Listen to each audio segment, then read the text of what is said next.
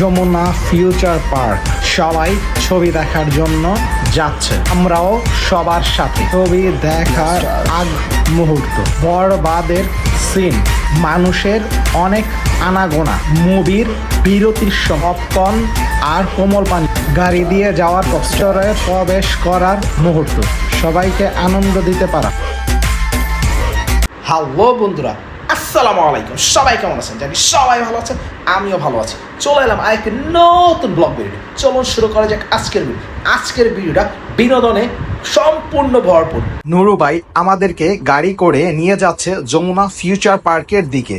Jamuna future পার্কে কেন যাচ্ছি হয়তো আপনাদেরকে বলা হয়নি। আমরা যমুনা ফিউচার পার্কে যাচ্ছি বরবাদ ছবি দেখার জন্য। আমার সাথে ছবি দেখার জন্য যাচ্ছে দীপা, বৃষ্টি, সাদ্দাম, আবিদা আর বাচ্চা কিউট দুটি মেয়ে আমাদের। আমরা সবাই চলে এলাম সেই গন্তব্যস্থলে। এর আশেপাশের দৃশ্যটা খুবই ইউনিক, চমৎকার এবং লাইটিংয়ে ছিল জিগজ্যাগ চিকচাক চমকালো, অনেক সুন্দর পরিবেশ। চলুন যাওয়া যাক লিফটে করে।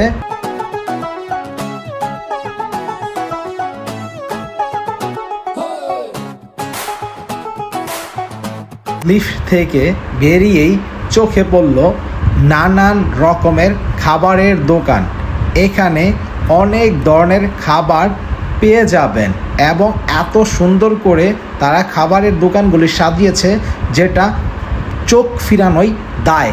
এত সুন্দর করে তারা লাইটিং এবং খাবারের স্থানগুলো জিগজাগ করে সাজিয়ে রেখেছে। বাচ্চাদের জন্য যে আইটেমগুলো কর্তৃপক্ষ রেখেছে যেটার কথা না বললেই নয়। চলুন দেখা যাক।